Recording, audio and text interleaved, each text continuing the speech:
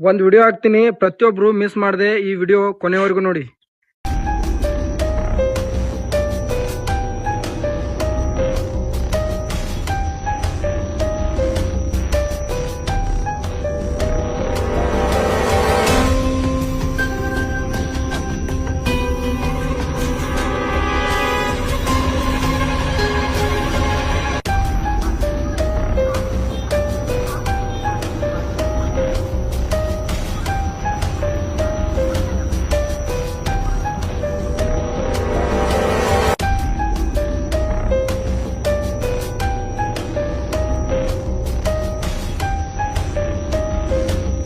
ಈ ವಿಡಿಯೋ ಒಳಗೆ ನಿಮ್ಗೆ ಏನಾದ್ರು ಅರ್ಥ ಆಗಿತ್ತಂದ್ರೆ ದಯವಿಟ್ಟು ಈ ವಿಡಿಯೋ ಎಲ್ಲ ಕಡೆ ಶೇರ್ ಮಾಡ್ರಿ, ಎಲ್ಲರಿಗೂ ಗೊತ್ತಾಗ್ಲಿ.